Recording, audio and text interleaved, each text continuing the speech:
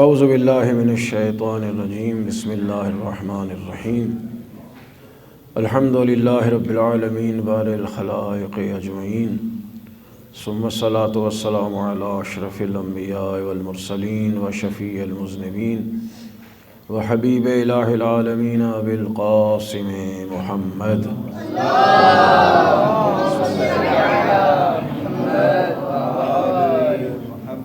وأهل بيته الطيبين الطاهرين المعصومين المظلومين ولعنة الله على أعدائهم أجمعين.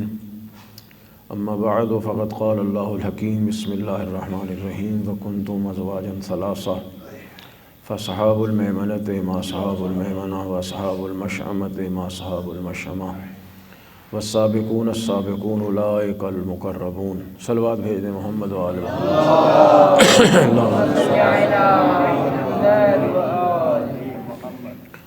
اصول دین کے سلسلے میں یہ آخری نشست ہے اور ہم کل امامت کے ذیل میں کچھ عرض کیا تھا اور آج چونکہ آخری گفتگو ہے اور آخری ہی اصل ہے وہ ہے قیامت.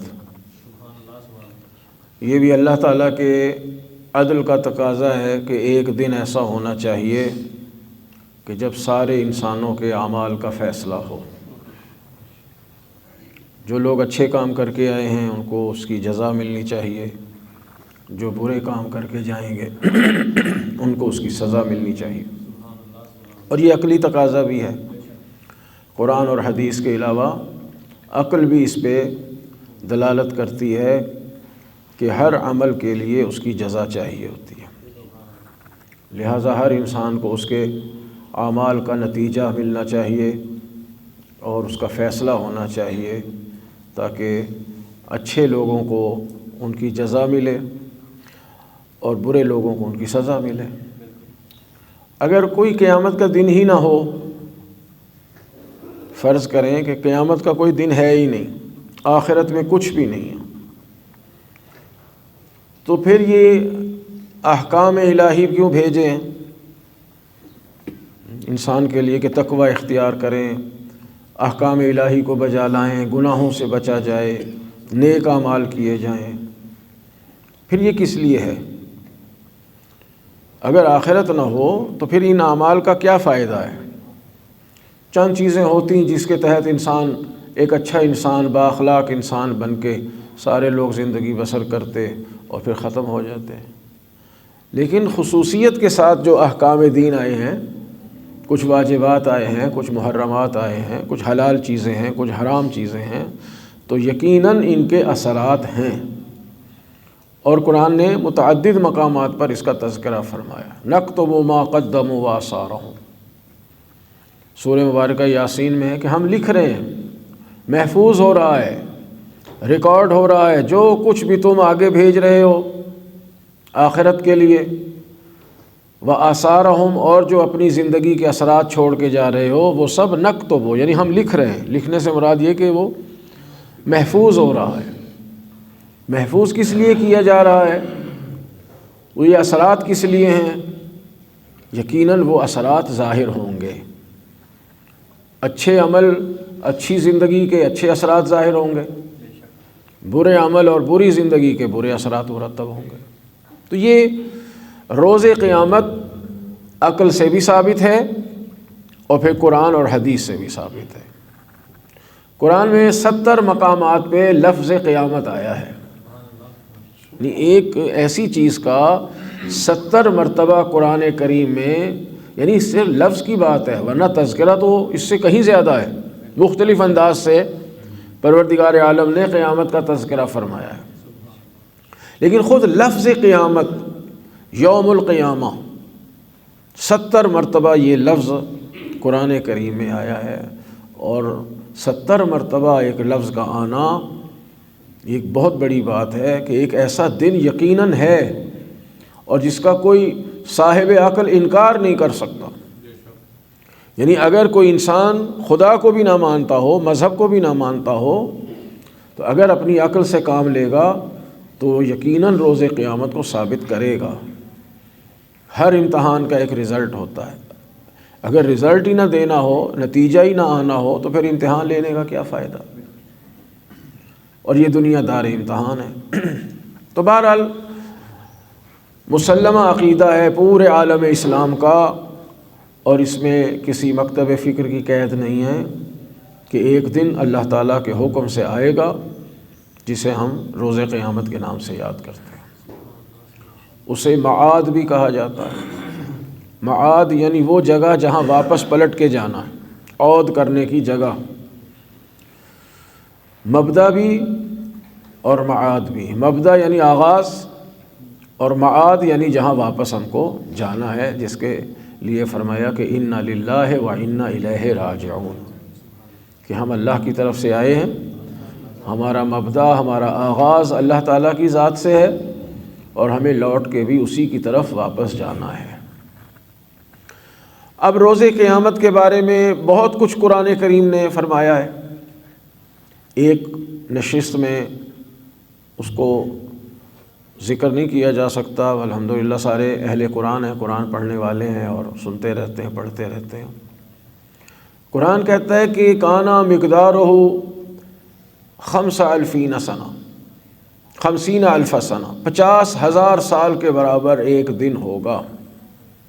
البتہ یہ چیز سمجھانے کے لیے ہے، ورنہ 1000 سال یا 50,000 سال کا تصور اس دنیا میں ہے، وہاں تو ٹائم اینڈ سپیس ختم ہو جاتا ہے، نہ ٹائم ہے، نہ زمان ہے، نہ مکان ہے۔ بس ایک چیز بنائی ہے اللہ تعالیٰ نے جسے ہم کیا کہنا چاہیے کہ اصطلاحاً کہہ دیتے ہیں قیامت کا دن یا میدان قیامت۔ وہ کیا ہوگا، کیسے ہوگا، ابھی ہم صرف اس کو لفظوں میں ہی سمجھ سکتے ہیں، کما حق ہو اس کی شناخت نہیں ہو سکتی۔ بہرحال یہ طے ہے کہ ایک وقت ہے جو اس وقت کے علاوہ ہے، دنیاوی وقت کے اعتبار سے اس کو ہم ٹائم نہیں کہہ سکتے، چونکہ 50,000 سال اگر ہوں بھی صحیح تو وہ یہ دنیاوی سال نہیں ہیں۔ یہاں تو ہمارا سال بنتا ہے 365 دن کا، اور دن بنتا ہے 24 گھنٹے کا، اور گھنٹے جو ہیں وہ منٹ اور سیکنڈ، آپ جو بھی حساب لگاتے ہیں۔ تو یہ تو مادی دنیا کے اعتبار سے ہے، وہ عالم تجرد ہے، وہاں مادے کا کوئی تصور نہیں ہے۔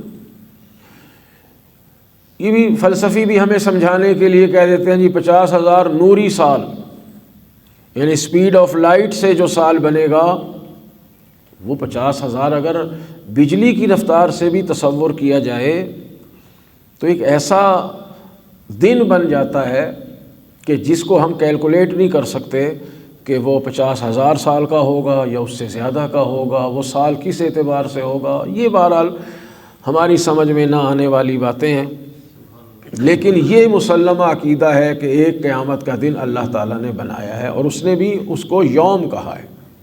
ٹھیک ہے، خود لفظ یوم میں بھی بڑی بحثیں ہیں کہ یوم کسے کہا جاتا ہے قرآن کی اصطلاح کے مطابق۔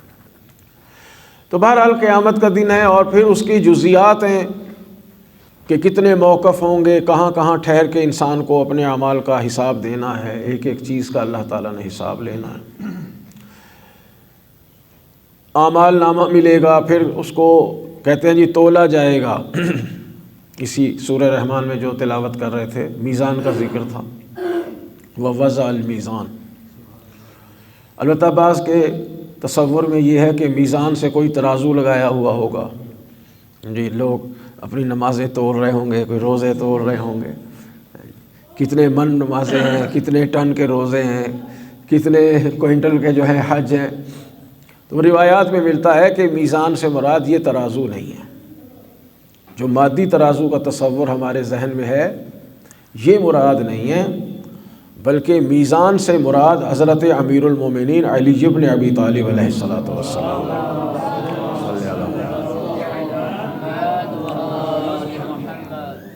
روایات میں آیا ہے، اور خود مولا کائنات کا ایک نام ہے، ان کی زیارت میں بھی ہے، السلام علیک یا میزان اعمال المومنین،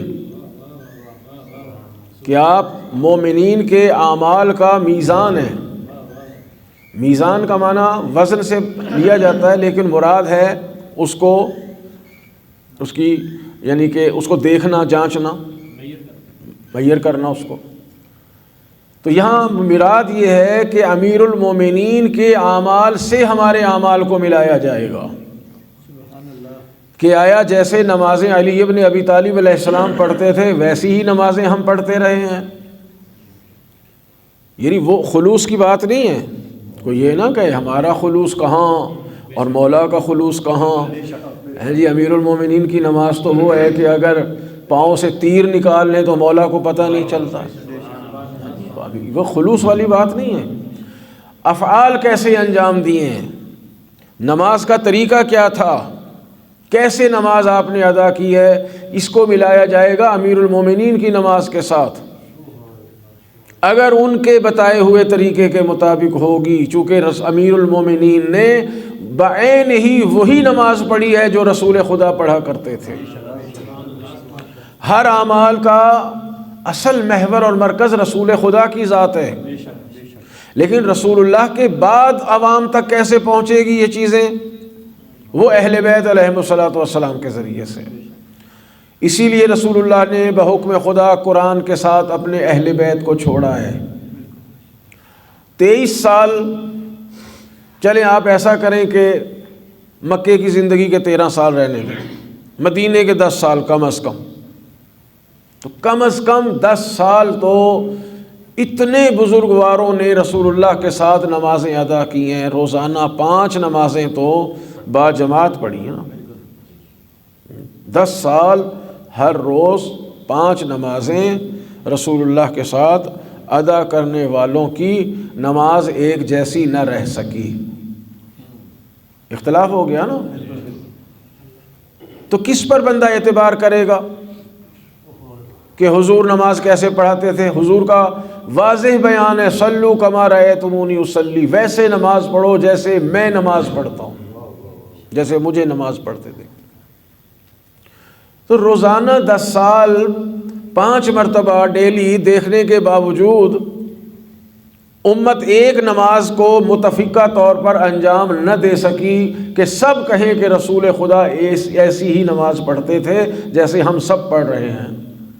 نماز کے طریقے میں اختلاف آیا. تو یہاں مرکز کس کو بنایا جائے گا رسول اللہ کے بعد؟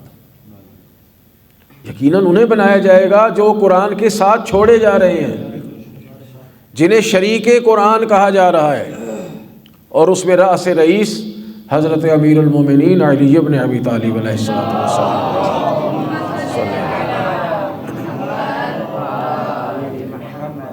بہرحال یہ سارے اعمال جو دیکھے جائیں گے یہ مولا امیر المومنین کی مناسبت سے دیکھے جائیں گے، چونکہ مولا ہی وارث علم رسالت مآب ہیں، وارث شریعت رسالت مآب ہیں، اور محافظ سنت رسول اللہ صلی اللہ علیہ وآلہ وسلم. لوگوں نے سنتوں کو تبدیل کر دیا. ظاہر اب سب جانتے ہیں، اس میں ڈیٹیل میں جانے کی بات. مولا امیر کی ذات کیا ہے کہ وہ کتنی سختی کے ساتھ سنت رسول اللہ پہ عمل کرتے تھے. یعنی لازم کیا ہوا تھا امیر المومنین نے کہ میں نے کوئی عمل سنت پیغمبر کا چھوڑنا نہیں ہے، چاہے چھوٹے سے چھوٹا ہو. مشہور ہے کہ ایک درخت تھا، وہاں سے امیر المومنین سر جھکا کے گزرتے تھے. بعض صحابہ کرام نے کہا کہ یا علی آپ سر کیوں جھکا کے گزرتے؟ کہا رسول اللہ سر جھکا کے گزرتے تھے. کہا جناب ان کا قد تو آپ کے قد سے ذرا بلند تھا، تو اس لیے سر جھکاتے تھے کہ امامہ جو ہے وہ پتوں میں نہ پھنس جائے، یا کوئی پتے یا اس کی مٹی وغیرہ امامے کو نہ لگ جائے، لہٰذا رسول اللہ اپنے امامے کو بچانے کے لیے، ظاہری الفاظ یہ سر جھکا لیتے تھے. آپ کا قد تو ذرا رسول اللہ سے چھوٹا ہے، تو آپ کا امامہ تو درخت کے پتوں تک نہیں پہنچتا. امیر علیہ السلام نے فرمایا میں امامہ نہیں دیکھتا کہ امامہ جھاڑیوں میں یا پتوں میں الجھتا ہے یا نہیں، میں تو یہ دیکھتا ہوں جہاں میرے نبی کا سر جھکا ہے وہاں علی کا سر جھکے گا. اب دیکھیں نا کہ جو اتنی شدت کے ساتھ سنت پیغمبر پہ کار بند رہے ہوں، تو یقیناً انہی کی زندگی رسول اللہ کے بعد ہمارے لیے نمونہ عمل ہوگی. تو یہ میزان سے مراد یہی ہے کہ ہمارے اعمال کو اہل بیت علیہم السلام، خصوصاً مولا چونکہ سردار اہل بیت ہے، لہٰذا ان کے اعمال کے ساتھ ملایا جائے گا. اسی طرح پل صراط سے گزرنا، اور یہاں تو بڑے بڑے صحابہ کرام نے، اجلہ صحابہ، خلافت کے منصب تک پہنچ جانے والوں نے کہا ہے کہ رسول اللہ نے فرمایا ہے کہ یہ جو پل صراط ہوگا یہ تلوار سے زیادہ تیز ہے اور بال سے زیادہ باریک ہے اور آگ سے زیادہ گرم ہے، اور یہ راستہ بھی 3000 سال کے برابر ہے۔ 3000 سال بندہ چلتا رہے تو یہ پل صراط عبور ہوگا۔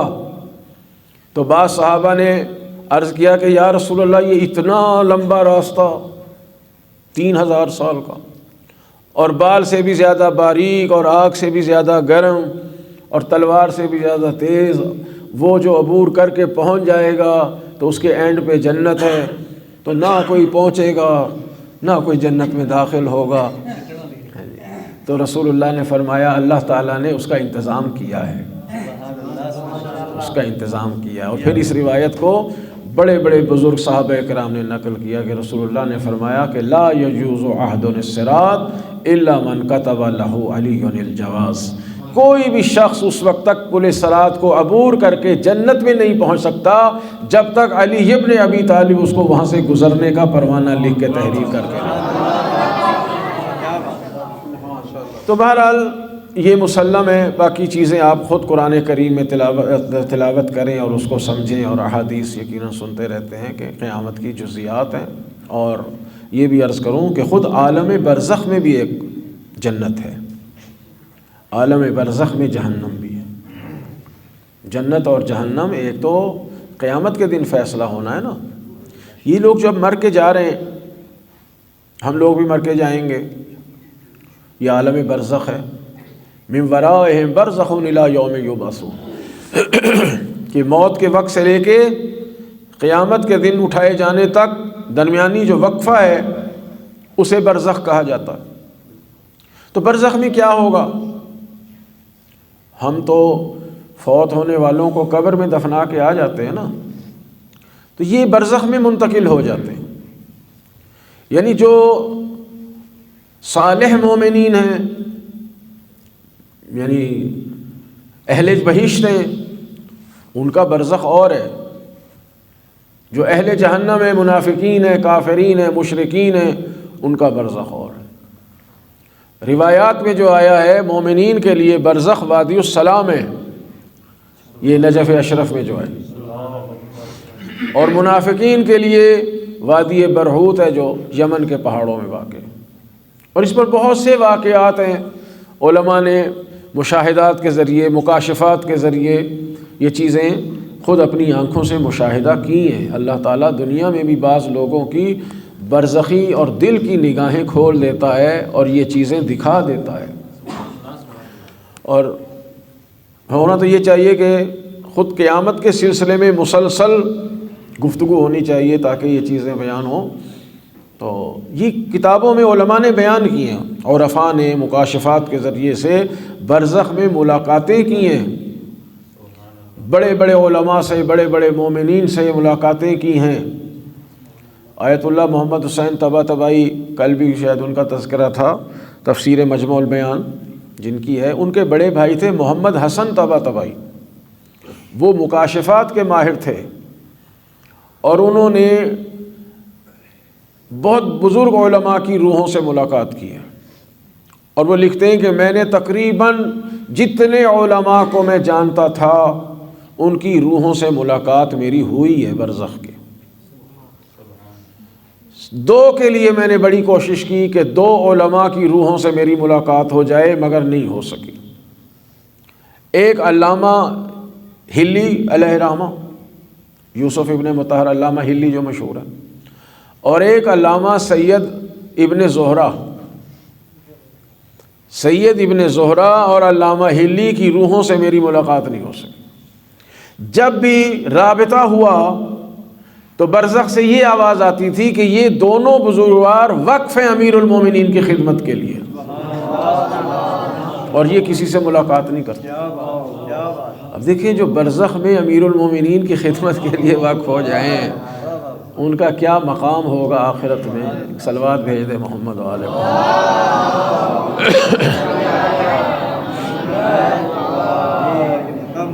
اور یہ واقعات ہیں، حقائق پہ مبنی ہیں، برزخ کے واقعات ہیں، اور برزخ ایک حقیقت ہے، اس پر بہت سی روایات ہیں کہ برزخ میں بھی اللہ نے ہمارے لیے ایک جنت بنائی ہوئی ہے جسے جنت برزخی کہا جاتا ہے۔ قبر کے بند ہونے کے بعد ایک دروازہ کھول دیا جاتا ہے جو جنت برزخی کی طرف جاتا ہے، اور خدا نہ کرے کوئی منافق ہو، کوئی بد کردار ہو تو اس کے لیے جہنم برزخی موجود ہے، اور اس پر آیات اور روایات موجود ہیں۔ یہ سب حقائق ہیں۔ اللہ تعالی ہمیں توفیق دے کہ ہم ان لوگوں میں شامل ہوں جو جنت برزخی لینے والے بھی ہوں اور جنت الفردوس قیامت لینے والے بھی ہوں۔ اب یہ جو میں نے آیت پڑھی تھی تبرکاً سورہ واقعہ کی، کہ قیامت میں 3 قسم کے لوگ ہو جائیں گے۔ اصحاب المیمنۃ ما اصحاب المیمنہ کنتم ازواجا ثلاثہ، فرمایا 3 قسم کے لوگ ہوں گے۔ دنیا میں بھی 3 قسم کے ہیں، آخرت میں وہی قسمیں جو دنیا میں ہوں گی وہی آخرت میں ہوں گی۔ اصحاب المیمنہ، میمنہ یمین سے ہے یعنی دائیں ہاتھ، وہ لوگ جو دائیں ہاتھ والے ہیں، سے مراد ہے جن کو نامہ اعمال دائیں ہاتھ میں ملے گا، اور خداوند عالم پھر تعریف کرتا ہے کہ ما اصحاب المیمنہ، کتنے اچھے ہیں یہ جن کو دائیں ہاتھ میں نامہ اعمال ملے گا۔ دوسرا ہے اصحاب المشأمہ، یہ جو الٹے ہاتھ والے لوگ ہیں، شوم یعنی یہ بیچارے بدبخت قسم کے لوگ ہیں، پھر مذمت ہے ان کی، ما اصحاب المشأمہ، یہ کتنے برے لوگ ہیں جن کو نامہ اعمال الٹے ہاتھ میں مل رہا۔ اب ظاہر ہے وہ اصحاب المیمنہ جنت میں جانے والے ہیں، اور اصحاب المشأمہ یہ جہنمی لوگ ہیں جن کو ادھر نامہ اعمال ملے گا۔ تیسرا گروہ ہے والسابقون السابقون اولئک المقربون، جو ہر عمل میں سبقت لینے والے ہیں، آگے آگے ہیں۔ اللہ کہتا ہے یہی میرے مقرب بندے ہیں۔ اب نہ ان کے نامہ اعمال کی بات ہے جی، نہ یہاں لفظ اصحاب ہے، یعنی اصحاب کی 2 قسمیں ہیں، افراد اور لوگوں کی 2 قسمیں ہیں، ایک دائیں ہاتھ میں نامہ اعمال لینے والے، ایک بائیں ہاتھ میں نامہ اعمال لینے والے۔ دائیں ہاتھ والے بڑے خوش ہوں گے جی، وہ چلا چلا کے کہیں گے آؤ لوگو ہمارا نامہ اعمال دیکھو، آؤ پڑھو میں نے کتنی اچھی نیکیاں کی ہیں۔ جو بائیں ہاتھ والے ہیں کہ قرآن کہتا ہے وہ چھپا رہے ہوں گے کہ کاش ہمیں یہ نامہ اعمال ہی نہ ملا ہوتا، کیونکہ وہ تو ظاہر ہے جہنم میں جانے والے۔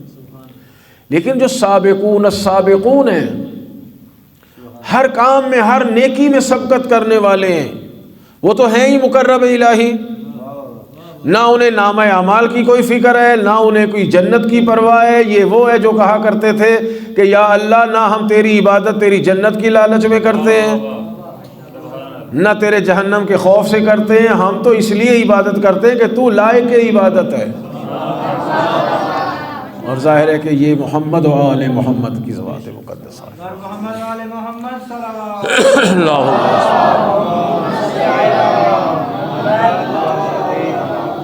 اور انہی میں سے ایک بہت عظیم الشان شخصیت وہ جناب خدیجہ صلوات اللہ علیہا کے ساتھ ہے۔ چونکہ آج کی تاریخ ان سے منسوب ہے تو میں چاہتا ہوں کہ تھوڑا سا تذکرہ ان مخدرہ کا بھی ہو جائے، اور ام الائمہ ام المومنین حضرت خدیجہ صلوات اللہ علیہا کی تذکرے پر ہماری بحث کا اختتام ہو جائے۔ سارے اصول یقیناً مسلم ہے، سب کا ایمان ہے، تسلیم کرتے ہیں، توحید سے قیامت تک ہر چیز پر ہمارا ایمان ہے، اس کی جزیات پر ایمان ہے، چاہے ہمیں تفصیلات معلوم ہوں یا نہ ہوں۔ تمام شیعہ آل محمد کا، شیعہ اثنا عشریہ افراد کا اس چیز پر ایمان ہے۔ کتنی مقدس مخدرہ ہیں جناب خدیجہ صلوات اللہ علیہا، کہ بلا شرکت غیر ام المومنین ہیں۔ باقی جتنی بھی امہات المومنین ہیں سب کا احترام ہے، سب کی عزت ہے، لیکن جناب خدیجہ کو وہ مقام حاصل ہے کہ جب تک جناب خدیجہ اس دنیا میں رہیں رسول اللہ نے کوئی دوسرا نکاح نہیں فرمایا۔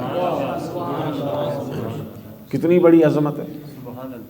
جناب خدیجہ کے علاوہ کوئی بیوی یہ نہیں کہہ سکتی کہ محمد بس میرے شوہر ہیں، مگر یہ فخر جناب خدیجہ کو حاصل ہے، یعنی کہ سب کے سامنے اگر کہہ سکتی ہیں تو بی بی خدیجہ کہہ سکتی ہیں کہ بس محمد تو میرے ہی شوہر ہیں۔ ام المومنین، اسلام کی سب سے پہلی ام المومنین ہونے کا جو شرف حاصل ہوا وہ جناب خدیجہ کو۔ اور پھر اسلام سے پہلے جو مکے کے حالات تھے، کوئی برائی ایسی نہیں تھی جو مکے کی سرزمین پہ نہ ہوتی ہو، جس برائی کا بھی آپ تصور کریں کر سکتے ہیں۔ مکے کی سرزمین پر مردوں میں تو تھی بہت برائیاں، خواتین میں بہت برائیاں تھیں، لیکن اس معاشرے میں طاہرہ لقب فقط جناب خدیجہ کا تھا، طاہرہ کہا جاتا تھا۔ خدیجہ نہیں بولتے تھے لوگ، طاہرہ کے نام سے یاد کرتے تھے، یعنی پاک و پاکیزہ۔ اللہ تعالیٰ نے جس حرم کو رسول اللہ کے لیے منتخب کیا اور جس سے نسل رسالت میں آپ کو چلایا ہے، اسے اللہ نے شروع سے پاک و پاکیزہ رکھا ہے۔ یہ تمام روایات جعلی اور وضعی ہیں کہ جناب وہ پہلے سے شادی شدہ تھی، بیوہ تھی، یا کیا ہوا تھا، 2 شادیاں کر چکی تھی، یا 40 سال کی تھی، یا کیا، یہ سب بعد میں بنائی ہوئی روایات ہیں۔ اب یہ کتاب ایران میں چھپی ہے 8 جلدوں پر جناب خدیجہ کی شخصیت پر۔ اس میں انہوں نے ثابت کیا ہے کہ شادی کے وقت جناب خدیجہ کی عمر زیادہ سے زیادہ 28 سال تھی، اور وہ پہلے سے شادی شدہ نہیں تھی۔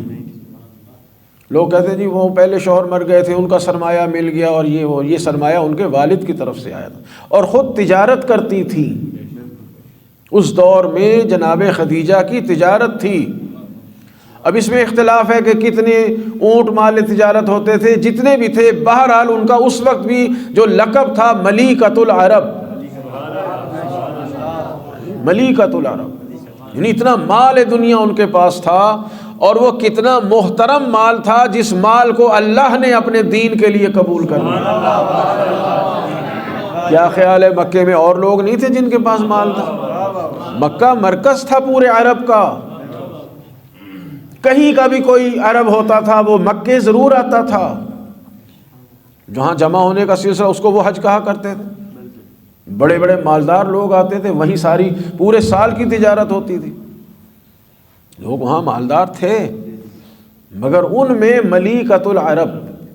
اور پھر کسی کے مال کو اللہ نے قبول نہیں کیا، 2 شخصیتوں کے کردار کو اللہ نے قبول کیا ہے اپنے دین کی نصرت کے لیے۔ ایک جناب ابو طالب کی ذات کو کہا الم یجد کا یتیما فآویٰ، رسول اللہ کی پرورش کے لیے، اور اگر یوں کہوں تو غلط نہیں ہوگا کہ پورے دین اسلام کی پرورش کے لیے جناب ابو طالب کا انتخاب کیا ہے۔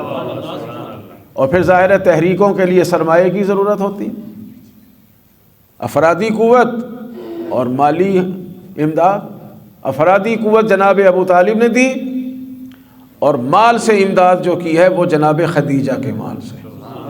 وجدک عائلا فاغنی، حبیب آپ کے اخراجات بہت تھے، آپ عیالدار، مسلمان ہو رہے ہیں، بیچارے غریب مسلمان ہیں، بھوک کا شکار ہیں، غربت کا شکار ہیں، غلام ہیں، ان کو آزادی دلوانی ہے، سرمایہ کی ضرورت ہے، تو یہ سرمایہ کہاں سے آیا؟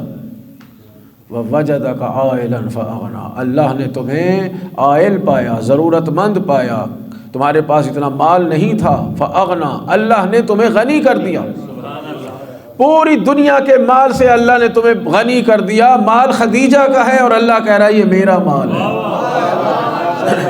یہ بی بی کی پاکی کردار کی دلیل ہے، اور اس مال کی پاکیزگی ہے۔ اللہ ہر ایک کے مال کو اپنے دین کے لیے قبول نہیں کرتا۔ آج کے دور میں بھی اللہ آج کے دور میں بھی اس مال کو اپنے دین کی نصرت کے لیے قبول کرتا ہے جو پاک و پاکیزہ مال ہوگا۔ تو اس دور میں جناب خدیجہ خود کتنی پاک ہیں کہ نسل پیغمبر کے لیے ان کا انتخاب ہے، اور ان کا مال کتنا پاک ہے کہ دین کی نصرت کے لیے اللہ نے ان کے مال کو قبول کر کے قرآن کی آیت بنا دی۔ طاہرہ لقب تھا، ملیکۃ العرب، اور پھر دین ابراہیم پہ تھی، بت پرست نہیں تھی جناب خدیجہ، دین حضرت ابراہیم علیہ الصلوۃ والسلام پہ تھی۔ اور پھر جناب خدیجہ کے مال تجارت کو لے کے رسالت میں آپ گئے، کیونکہ ذریعہ معاشی تجارت تھا، تو جناب ابو طالب نے پیغام بھیجا جناب خدیجہ کو کہ میرے بھتیجے کو بھی کوئی مال تجارت بھیجے، آپ ایک کاروان ان کی سرپرستی میں بھیج۔ دیکھیے یہ جناب ابو طالب کی بصیرت ہے، جانتے تھے کہ یہ سلسلہ یہاں منسلک ہونے والا ہے، یہ جناب ابو طالب کے خود علم پر بھی دلیل ہے۔ اور جب رسالت میں آپ لے کے گئے کاروان، اور جب واپس آئے تو اتنا منافع لے کے آئے، اتنا منافع لے کے آئے کہ جناب خدیجہ کے تصورات سے کہیں زیادہ اللہ تعالیٰ نے منفعت عطا فرمائی۔ اور پھر بی بی نے اپنا ایک خاص غلام میسرہ نام کا ساتھ بھیجا تھا، پھر ان سے پوچھا کہ تم محمد کے ساتھ گئے، ان کی خصوصیات کچھ بیان کریں۔ وہ خصوصیات جو بیان کی تو خود جناب خدیجہ نے رسالت میں آپ کو نکاح کی پیشکش کی ہے،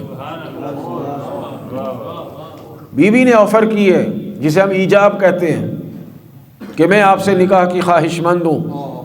اور یہ پھر رسالت میں آپ کی سعادت مندی ہے کہ انہوں نے فرمایا چچا سے مشورہ کروں گا۔ یہ ہے بزرگوں کی بزرگی کا اعتراف۔ اور پھر جناب ابو طالب خود رشتہ لے کے گئے اور جا کے فرمایا آپ نے کہ آپ کی بچی نے خواہش ظاہر کی ہے میرے بھتیجے سے نکاح کے لیے، تو ہم نکاح کرنا چاہتے ہیں آپ کی بیٹی کا اپنے بیٹے کے ساتھ۔ اور فرمایا خدیجہ سے پوچھیں جتنا مہر رکھنا چاہتی ہے رکھے، ابھی لینا ہو تو ابھی میں دوں گا، بعد میں لینا ہو تو بعد میں دوں گا۔ دیکھیے قانون شریعت بھی بن رہے ہیں، قانون شریعت بھی بن رہے ہیں۔ ہمارے ہاں بھی نکاح میں مہر دو قسم کا ہوتا ہے، ایک معجل ایک مؤجل۔ معجل عین کے ساتھ یعنی جو اجلت میں ابھی فوراً دیا جائے نقد، اور مؤجل حمزہ کے ساتھ یعنی جس کی مدت رکھ لیں بعد میں لے لیں۔ جناب ابو طالب نے دونوں رکھے، سبحان اللہ، ابھی لینا ہو ابھی دوں گا خود اپنے مال سے، اور بعد میں لینا ہو تو بعد میں دے دوں گا۔ اور فرمایا کہ تمہاری بیٹی جناب خدیجہ نے چونکہ آفر بھیجی ہے نا، تو ہمارے نکاح میں بھی کیا ہوتا ہے، پہلے ایجاب پڑھا جاتا ہے، وہ لڑکی کی طرف سے ہوتا ہے، پھر قبول کیا جاتا ہے، وہ لڑکے کی طرف سے ہوتا ہے۔ یہ سنت ہے جناب خدیجہ اور رسالت میں آپ کے آگے کی۔ صلوات بھیج دیں بزرگواروں کی ہستی پر۔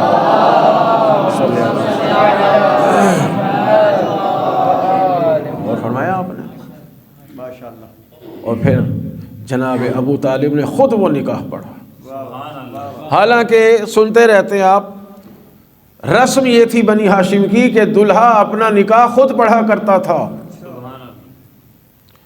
کتب میں موجود ہیں، جناب ہاشم نے اپنا نکاح پڑھا، جناب عبد المطلب نے پڑھا، ابو طالب نے پڑھا، حضور کے بابا عبداللہ نے پڑھا۔ یہ دلہا خود اپنا عقد پڑھا کرتا تھا، لیکن رسالت میں آپ کا نکاح جناب ابو طالب نے پڑھا۔ اور اس کے عجیب الفاظ ہیں، الحمدللہ الذی جعلنا من ذریۃ ابراہیم و زرع اسماعیل۔ ساری تعریفیں اس اللہ کے لیے ہیں جس نے ہمیں ابراہیم کی ذریت اور جناب اسماعیل کی نسل بنایا ہے۔ جعلنا الحکام علی الناس، اس اللہ نے ہمیں لوگوں کا حاکم بنایا ہے۔ اور فرماتے ہیں جعل ھذا البیت لنا، اور اللہ نے یہ گھر ہمارے لیے بنایا ہے۔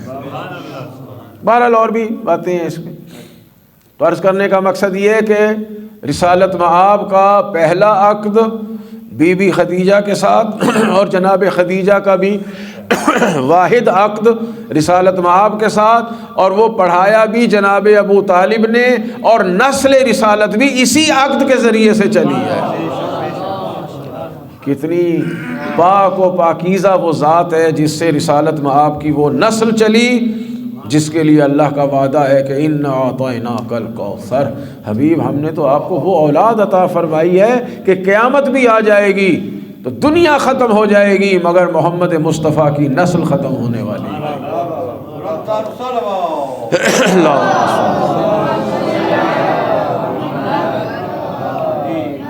اور میں نے عرض کیا آپ کو بلا شرکت غیر ام المومنین ہونے کا شرف حاصل ہے۔ دنیا تذکرہ نہیں کرتی، جناب خدیجہ کا سرسری سا تذکرہ کوئی کر جائے تو کر جائے، حالانکہ رسالت میں آپ سب سے زیادہ تذکرہ جناب خدیجہ کا کرتے تھے۔ احادیث میں، روایات میں ملتا ہے کہ جناب رسالت میں آپ اکثر جناب خدیجہ کو یاد کرتے تھے۔ اب یہ حسد بھی ظاہر ہے کہ لوگوں میں ہوتا ہے، قرآن نے بھی کہا یحسدون الناس علی ما آتاہم اللہ من فضلہ، جو کچھ اللہ نے ان کو فضل سے عطا کیا ہے یہ دنیا ان پر حسد ہی کرتی رہے گی۔ امام صادق نے فرمایا یہ دنیا ہم پر حسد کرتی ہے، نحن محسودون، ہم ہیں جن پر حسد کیا گیا، اور جناب خدیجہ پر تو بہت حسد کیا گیا۔ جب بھی رسالت میں آپ تذکرہ کرتے تھے تو بعض ہیں شخصیات انہیں اچھا ہی نہیں لگتا، وہ یہ کہتے تھے آپ ایک اس بی بی کو یاد کرتے ہیں جس کی عمر زیادہ تھی۔ یہ لفظ ملتا ہے کہ اسے یاد کرتے ہیں جو بوڑھی تھی، مگر یہ نہیں لفظ ملتا کہ اسے یاد کرتے ہیں جو بیوہ تھی۔ یہی دلیل ہے کہ جناب خدیجہ بیوہ نہیں تھی، نعوذ باللہ، عمر زیادہ تھی رسالت میں آپ سے 3 سال یا 4 سال، جتنا بھی اختلاف روایات ہے میں کہہ رہا ہوں، لیکن یہ ہے کہ رسول اللہ سے عمر میں بڑی تھی۔ تو بھائی ایک وہ بی بی ہے جس کو رسول اللہ وفات کے بعد اکثر یاد کرتے تھے، ان کے اوصاف بیان کرتے تھے، ان کی خدمات کو قدردانی کرتے تھے، ان کی خدمات کا تذکرہ کرتے تھے، اور ایک وہ بی بی ہے جس کو کہا کرتے تھے تیرا کیا بگڑ جائے اگر تو میری زندگی میں ہی مر جائے۔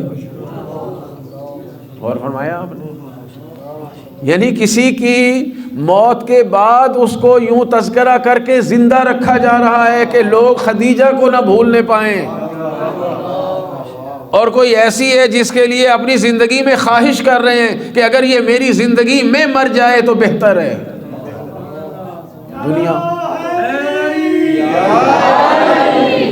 دنیا یاد تو کرتی ہے انہیں، اور جناب خدیجہ علیہ الصلوۃ والسلام کو لوگ نظر انداز کرتے ہیں۔ اور حضور فرمایا کرتے تھے خدیجہ مجھ پر اس وقت ایمان لائی جب سب مجھے جھٹلا رہے تھے، خدیجہ نے اس وقت میری مدد کی جب لوگ مجھ سے دور چلے جاتے تھے۔ اور دیکھیے یہ شرف ہے،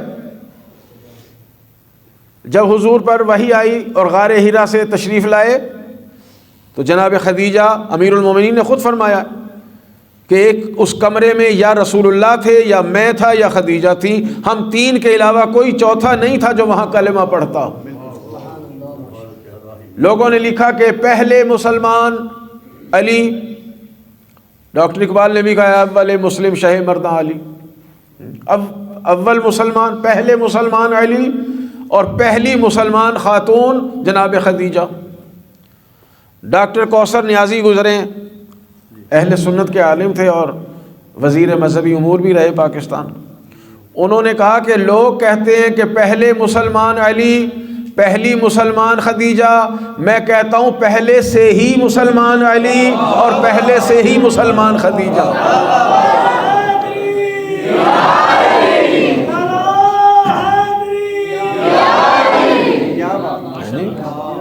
کتنا اچھا جملہ ہے۔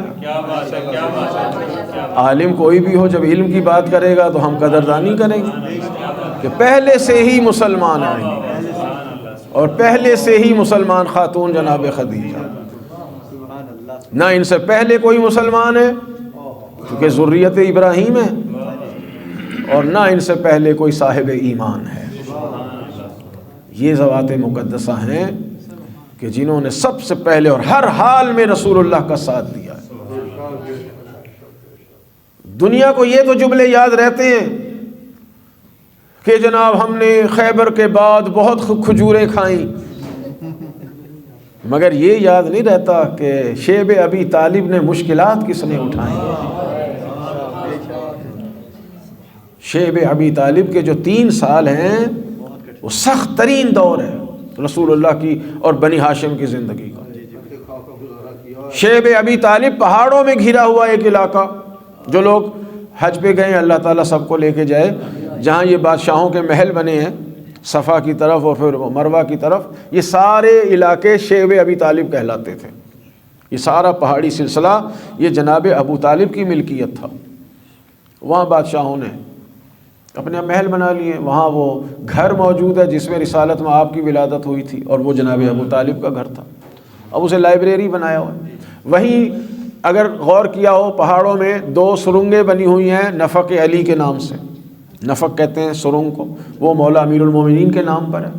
تو یہ علاقہ جناب ابو طالب کا تھا، باقی قریش کا محلہ الگ تھا، ان کو وہاں محصور کیا گیا۔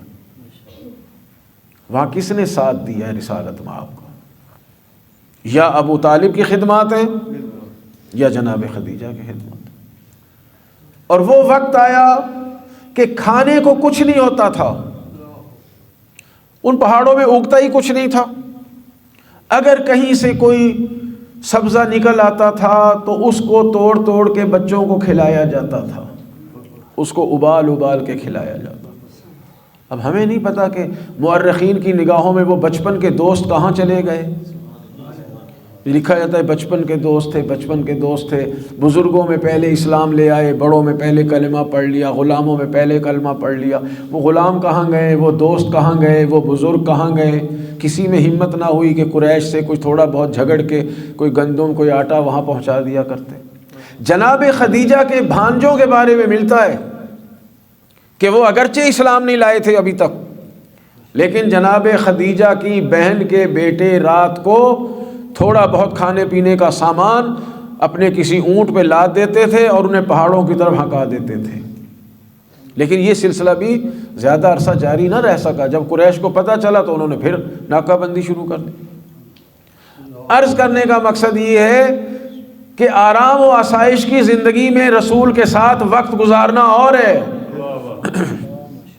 اگرچہ اس میں بھی مشکلات ہیں مگر وہ مشکلات نہیں ہیں۔ لیکن بنی ہاشم کے ساتھ، رسول اللہ کے ساتھ یہ 3 سال جو شعب ابی طالب میں گزارے گئے، انتہائی مشکل دور کہ رات کو بچوں کی آوازیں پہاڑوں میں گونجتی تھی، بنی ہاشم کے بچے جب بھوک سے چلا چلا کے روتے تھے۔ یہ جناب خدیجہ نے وہ مشکل وقت گزارا ہے۔ یہی وجہ ہے کہ شیب ابی طالب کے محاصرے کے ختم ہونے کے بعد، اچھا یہ بھی معاہدہ ہوا تھا کہ آپ یہاں محصور رہیں گے اور یا محمد جو ہیں یہ تبلیغ چھوڑ دیں یا پھر وہیں محصور رہیں۔ یہ بھی ظاہر ہے کہ ایک آزمائش تھی۔ 3 سال گزرے تو رسول خدا نے ایک دن جناب ابو طالب سے فرمایا کہ چچا قریش سے جا کر کہیں جو معاہدہ لکھا تھا، اور وہ معاہدہ لکھ کے انہوں نے یعنی مشرکوں نے خانہ کعبہ کے اندر رکھا تھا، اسے دیمک چاٹ گئی ہے، وہاں سوائے اللہ کے نام کے کوئی لفظ باقی نہیں بچا۔ جناب ابو طالب نے پیغمبر اکرم کی بات کو فوراً تسلیم کر کے آ کے سر عام اعلان فرمایا قریش کے سامنے کہ میرا بھتیجا محمد یہ کہہ رہا ہے اور میرا بھتیجا کبھی جھوٹ نہیں بولتا۔ کتنا اعتماد ہے جناب ابو طالب کو رسالت میں آپ کی زبان مبارک پر کہ میرا بھتیجا محمد کہہ رہا ہے اور میرا بھتیجا کبھی جھوٹ نہیں بولتا کہ اس معاہدے کو دیمک چاٹ گئی ہے، صرف اللہ کا نام باقی ہے، دیکھ لو جا کر۔ اور اگر میرے بھتیجے نے صحیح کہا ہے، جو کہ صحیح کہتا ہے، تو پھر اس محاصرے کو ختم کیا جائے۔ تو جب جا کے دیکھا تو جیسے رسالت میں آپ نے فرمایا تھا ویسے ہی ہوا، پھر وہ محاصرہ ختم کرنے پر مجبور ہوئے۔ مگر اس محاصرے سے نکل کر کچھ ہی عرصے کے بعد جناب ابو طالب کی بھی رحلت ہو جاتی ہے اور جناب خدیجہ کی بھی رحلت ہو جاتی ہے۔ مشہور ہے یہی 10 ماہ رمضان تھا اور شوال میں جناب ابو طالب کی رحلت ہے۔ یعنی وہ سختی 3 سال کی کتنی تھی کہ یہ بزرگوار اس سختیوں کو اس وقت تک تحمل کرتے رہے، مگر انہی سختیوں کی وجہ سے جناب ابو طالب کی بھی رحلت ہو جاتی ہے اور جناب خدیجہ کی۔ اور پھر نبی کریم نے پورا سال عام الحزن قرار دیا ہے۔ لوگ تو اعتراض کرتے ہیں نا جی، 10 دن مجلسیں ہو رہی ہیں جی، عزاداری ہو رہی ہے، زیادہ سے زیادہ سوگ تو 3 دن ہوتا ہے۔ رسول اللہ نے تو پورا 1 سال مسلسل عام الحزن منایا ہے۔ اور پھر لوگ کہتے ہیں جی اگر ابو طالب مسلمان تھے تو نماز جنازہ کیوں نہیں پڑھائی؟ تو بی بی خدیجہ کی بھی نہیں پڑھائی، کیوں جی؟ اگر جناب ابو طالب کی، جب بی بی خدیجہ تو پہلے فوت ہوئی ہیں، جناب خدیجہ کی بھی نماز جنازہ نہیں پڑھائی تو جناب ابو طالب کی بھی نہیں پڑھائی۔ جناب ابو طالب کے بارے میں تو مشکوک ہے نا لوگ کہ کلمہ پڑھا تھا کہ نہیں پڑھا تھا، جناب خدیجہ تو اول مسلمان یہاں بقول ان کے کہ یہ پہلے سے مسلمان تھی، اس لیے کہ حکم نماز جنازہ آیا نہیں تھا، نماز جنازہ کا حکم ہی نہیں آیا تھا۔ اور قرآن کریم میں اللہ نے رسول اللہ کو فرمایا ہے کہ جب تک میری وحی نہ آ جائے تم جلدی نہ کیا کرو، تاکہ پتہ چلے کہ یہ حکم خدا کے تحت سارے امور انجام پا رہے ہیں۔ نماز جنازہ کا حکم آیا ہوتا تو یہ تو نماز جنازہ کا حکم تو مدینے جا کے آیا ہے۔ تو بہرحال یہ جناب خدیجہ کی خدمات ہیں کہ ملیکۃ العرب سارا مال رسول اللہ کے قدموں میں ڈھیر کر دیا۔ رسالت میں آپ نے پوچھا خدیجہ اس سارے مال کے بدلے میں کیا چاہتی ہو؟ تو بی بی نے یہی کہا کہ بس قیامت کے دن یہ کہنا پروردگار میں خدیجہ سے راضی ہوں۔ کتنی عظیم مخدرہ ہیں، کتنی عظیم مخدرہ ہیں، کتنی عظیم مخدرہ کہ ان کے ہوتے ہوئے حضور نے اور نکاح نہیں فرمایا۔ اور جتنی آیتیں بعد میں ہیں قرآن میں آپ پڑھتے ہیں، سورہ تحریم میں ہیں، سورہ احزاب میں ہیں، یہ آیتیں ہیں قرآن کی۔ ابھی قرآن دیکھ لیں اٹھا کے، وہاں اللہ تعالیٰ کہتا ہے حبیب ان سے کہو کہ اگر زمانے جاہلیت کی زندگی گزارنی ہے تو ابھی میں تمہیں مال دے کے فارغ کر دیتا ہوں، جاؤ پھر دنیاوی زندگی گزارو۔ اگر ہمارے ساتھ رہنا ہے تو پھر یہی شرعی اور سختی والی زندگی گزارنی ہوگی۔ کہیں کہا جا رہا ہے سورہ تحریم میں کہ ان دونوں کے دل ٹیڑھے ہو گئے ہیں، لیکن جناب خدیجہ کی جہاں بھی ملے گی آپ کو تعریف ہی تعریف ملے گی۔ اور پھر طاہرہ لقب تھا، ملیکۃ العرب تھا، لیکن وہ مال کہاں گیا؟ اپنی اولاد کے لیے جناب خدیجہ نے کچھ بھی بچا کے نہیں رکھا۔ یہاں بی بی خدیجہ کہہ رہی یا رسول اللہ مجھے کچھ نہیں چاہیے، بس یہ چاہیے کہ آپ قیامت کے دن یہ خدا کے سامنے کہہ دینا پروردگار میں خدیجہ سے راضی ہوں۔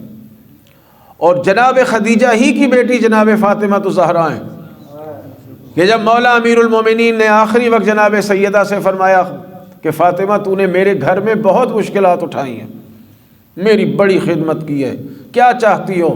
بی بی نے یہی کہا بس قیامت کے دن یا علی یہ کہہ دینا پروردگار میں فاطمہ سے راضی ہوں۔ عجیب لوگ ہیں، عجیب لوگ ہیں عزیزان محترم، کون ہو سکتا ہے اس گھرانے کے افراد جیسا؟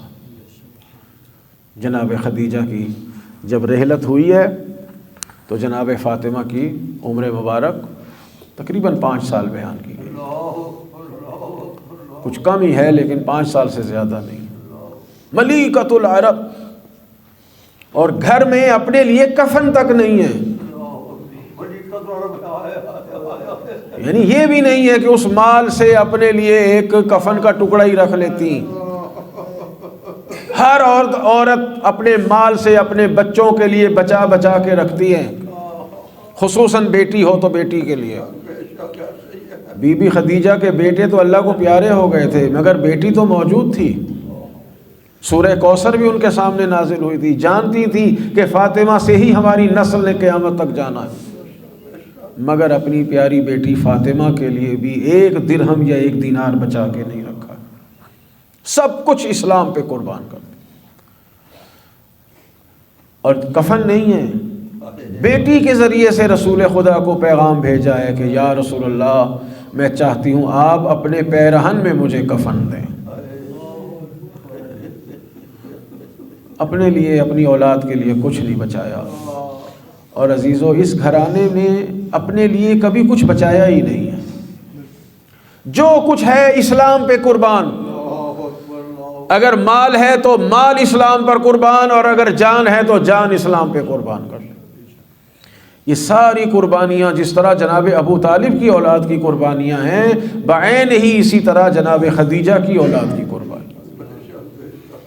ہم بی بی کی خدمت میں عرض کریں بی بی آج تو آپ پرسہ دیں نا جناب فاطمہ زہرا کو کہ بی بی ہم آپ کو پرسہ دینے کے لیے آئے، یا صاحب العصر والزمان آپ کی جدہ بزرگوار کا پرسہ دینے کے لیے آئے ہیں۔ آج فاطمہ زہرا یتیم ہو رہی ہیں، جناب فاطمہ زہرا کے سر سے ماں کا سایہ اٹھ رہا ہے، لیکن ساتھ ہی جناب خدیجہ سے کہیں بی بی آپ کو رسول اللہ نے غسل دیا، رسول اللہ نے کفن پہنایا، رسول اللہ نے آپ کو قبر میں اتارا، آپ کی تعریفیں کی، سارے جو مسلمان ہو چکے ہوں گے وہ آپ کے جنازے میں شریک ہوئے ہوں گے نا، دن میں جنازہ اٹھا، آپ کی قبر بنی، آج بھی آپ کی قبر مکے میں موجود ہے، جنت المعلا میں پہاڑ کے دامن میں آپ کی قبر مبارک موجود ہے۔ اے بی بی خدیجہ ذرا اپنی بیٹی فاطمہ زہرا کی مظلومیت دیکھیے کہ آپ کی بیٹی کی مظلومیت یہ ہے کہ پسلی ٹوٹ چکی ہے، بازوؤں پہ کوڑوں کے نشان ہیں، چہرے پر رخسار پہ تماچے کا نشان ہے، اور مظلومیت یہ ہے کہ وصیت کر رہی ہیں یا علی مجھے آدھی رات کے بعد غسل دینا، آدھی رات کے بعد دفنانا، میری قبر پر میرے جنازے میں وہ لوگ شریک نہ ہوں جنہوں نے میرا دل دکھایا ہے، اور یا علی میری قبر کا نشان مٹا دینا، یہ ظالم میری قبر پہ بھی آنے نہ پائیں۔ اور بی بی فاطمہ زہرا کتنی مظلوم ہے کہ آج تک کسی کو سوائے امام معصوم کے کسی کو معلوم نہیں ہے کہ فاطمہ زہرا کی قبر کہاں ہے۔ مولا نے خدا جانے کہاں قبر بنائی، بلکہ کئی قبریں بنائی امیر المومنین نے، جنت البقیع میں بھی بنائی، گھر میں بھی بنائی، ریاض الجنہ میں بھی بنائی، اور نشان مٹاتے چلے گئے۔ فاطمہ کی وصیت ہے کہ کسی کو میری قبر کا پتہ نہ چلے۔ اور عزیزو بس آخری جملہ اور التماس سے دعا، مولا نے جب بی بی کو دفنا دیا نا، دفنانے کے بعد بی بی کی وصیت تھی کچھ دیر میرے سرانے بیٹھے رہنا، یا علی میرے سرانے قرآن پڑھنا، آپ کا قرآن پڑھنا مجھے بہت اچھا لگتا ہے۔ اس کے بعد بی بی کی وصیت پوری کرنے کے بعد امیر المومنین اٹھے اور رسول اللہ کی قبر پہ جا کے بیٹھ گئے اور کہا السلام علیکم یا رسول اللہ، اے اللہ کے رسول میری طرف سے آپ کو سلام ہو، اور آپ کی بیٹی کی طرف سے بھی آپ کو سلام ہو۔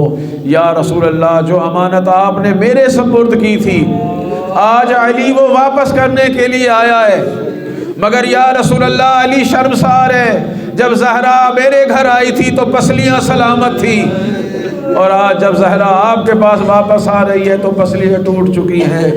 یا نبی اللہ آپ کی بیٹی آپ کے پاس پہنچ گئی ہے، اب آپ کی بیٹی ہی بتائے گی اس امت نے آپ کے بعد زہرا پر کیا کیا ظلم و ستم کیا۔ وَسَيَعْلَمُ الَّذِينَ ظَلَمُوا أَيَّ مُنْقَلَبٍ يَنْقَلِبُونَ۔ پروردگار اس توسل کو قبول فرما، اس ذکر کو ہماری آخرت کا ذخیرہ قرار دے۔ پروردگار ہم سب کو روز قیامت محمد و آل محمد کی شفاعت سے بہرہ مند فرما۔ پروردگار جناب خدیجہ اور ان کی اولاد کا واسطہ ہماری دعاؤں کو قبول فرما، ہمارے مرحومین کو جنت الفردوس میں جگہ عطا فرما، ہمارے بیماروں کو شفا عطا فرما، ہماری دعاؤں کو مستجاب فرما، ہم سب کی عاقبت بخیر فرما، ہمیں روز قیامت ان کی شفاعت نصیب فرما۔